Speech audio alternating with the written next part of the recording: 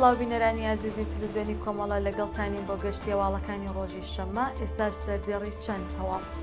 شەپۆلی نوێی هێرشی ئاسمانی بۆ سەرتاران و شارەکانی ئێران بە بومبەست گەیشتنی دانوستانەکانی ئاگربەستی ئێران و ئەمریکا لە سێدارەدانی دوو زیندانی سیاسی لە قەزەل حەسار، بەردەوامی دەست بەسەرکردنی هاوڵاتیان لە پارێزگا جۆراوجۆرەکانی ئێران و فڕۆکە ئەمریکاییەکان لە ئۆپراسیۆنی ڕزگارکردنی ئاسمانی ئێراندا کرانە ئامانج.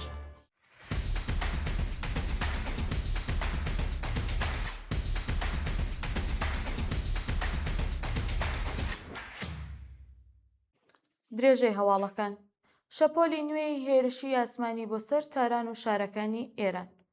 ئێوارەی ڕۆژی هەینی و بەربەیانی شەممە 14:15 پوشپەڕ بەشێک لە ناوەندە زانستیەکان و ژێرخانەی سەربازی لە تاران و چەند شارێکی دیکەی ئێران هێرشکرایە سەری.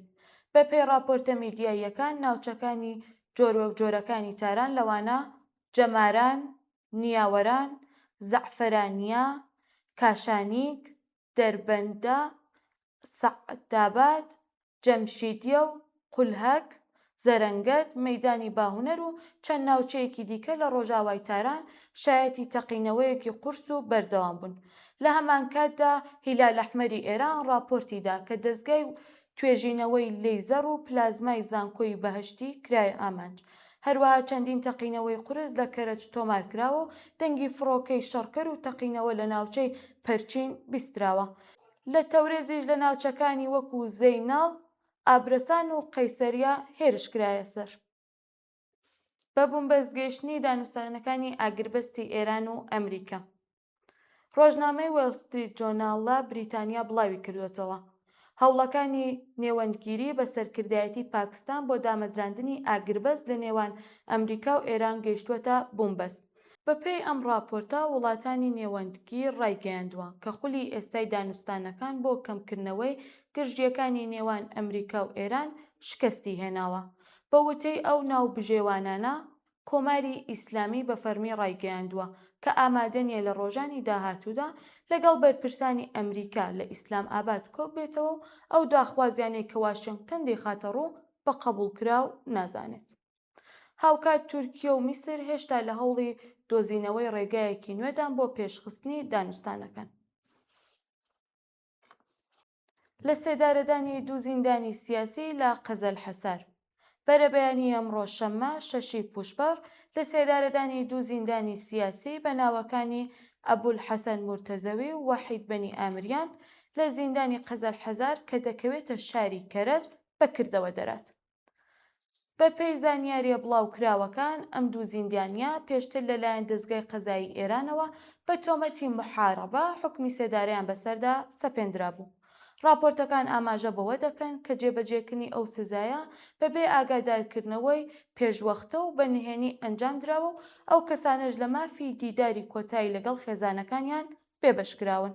جێبەجێکردنی ئەم حوکمانە درێژە پێدەری شەپۆلی ئەعدامەکان لە ئێران، پرۆسەیەکە کە بەهۆی پێشیلکردنی بنەماکانی دادگاییکردن و دادپەروەری و مافی زیندانیەکان لەلایەن ڕێکخراوەکانی مافی مرۆڤەوە ڕەخنەی زۆری لێگیراوە. بەردەوامی دەست بەسەرکردنی هاوڵاتیان لە پارێزگا جۆراوجۆرەکانی ئێران. لە درێژەی شەپۆلی سەرکوتی ئەمنی لە ئێران، لانی کەم 37 هاوڵاتی بە تۆمەتی ئەمنی لە چەند پارێزگایەک لەوانە تاران، ئازەربایجانی ڕۆژئاوا و سیستان و بلوچستان دەست بەسەرکران. بەپێی راپۆرتە دەستگیرکراوەکان، لە تاران 5 کەس لە پارێزگای ئازەربایجانی ڕۆژئاوا، 28 کەس لە پارێزگای سیستان و بلوچستان و 3 کەس لە سیمیڕۆن بوون. دەستگای هەواڵگیری سوپای پاسداران لە ئازەربایجانی ڕۆژئاوا ڕایگەیاند کە 5 کەس بە تۆمەتی پەیوەندی لەگەڵ دەستگای هەواڵگیری موساد دەستگیر کراون.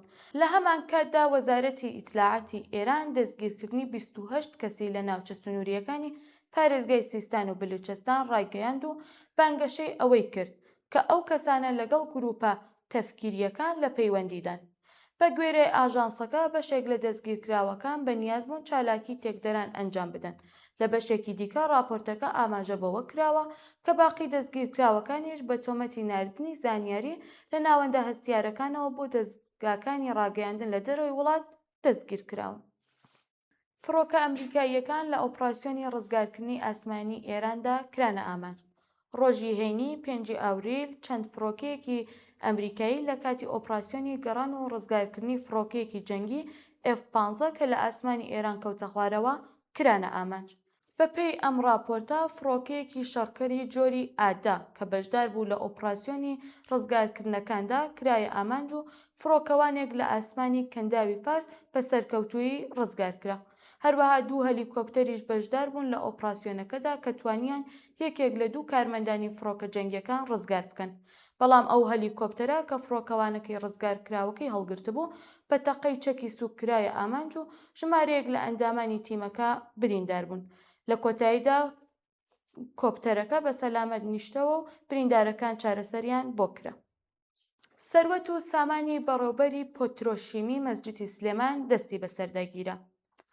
بە گوێرەی زانیاریە بڵاوکراوەکان لە دووبەی دەست بەسەر سەروەت و سامانی پەیمان شاوەیز بەڕێوەبەری جێبەجێکاری کۆمپانیای پێترۆشیمی مەسجدی سلێماندا گیراوە.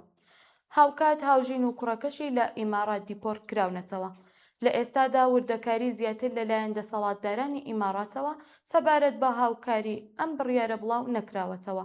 ئەم ڕووداوە لە کاتێکدایە کە گرژیەکانی نێوان ئێران و ئیماراتە یەکگرتووەکانی عەرەبی گوشارەکانیان بۆ سەر هەندێک کەس و تۆڕە ئابوووریەکان پەیوەست بە کۆماری ئیسلامی لەو وڵاتە زیادی کردووە.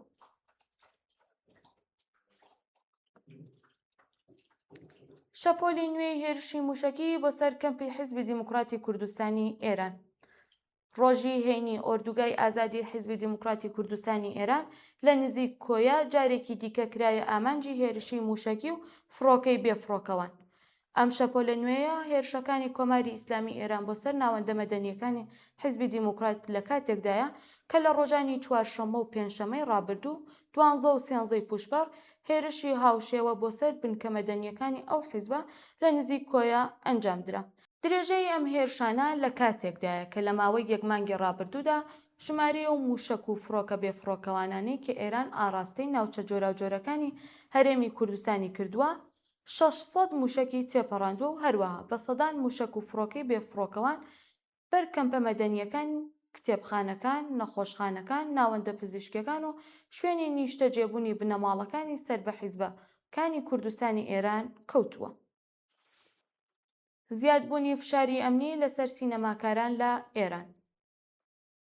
بەپێی راپۆرتە بڵاوکراوەکان هاوکار لەگەڵ بەردەوامی کەش و هەوای شەڕ دام و دەستگا ئەمنیەکانی ئێران بە شێوەیەکی بەرچاو گوشاریان خستووەتە سەر سینەماکاران و چالاکانی هونەری.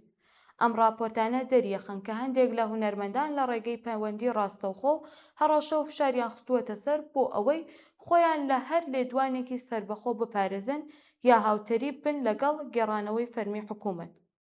ئەو ڕێوشوێنانەی کە وەکو بەشێک لە کنترۆڵکردنی فەزای کولتوری و میدیاکان هەڵدەسەنگێنن. دوایین هەواڵ فەڕەنسا داوای ئازادکردنی نەسرین ستودە دەکات. وەزارەتی دەرەوەی فەڕەنسا دەستگیرکردنی پارێزەر نەسرین ستودە سەرکۆنە دەکات و بە هەوڵێکی سیستماتیکی ئێران بۆ بێدەنگکردنی چالاکانی مافی مرۆڤ دەزانێت. هەر بۆیە داوای ڕاگررتنی دەستبەجێ ئەم جۆرە فشارانە دەکات.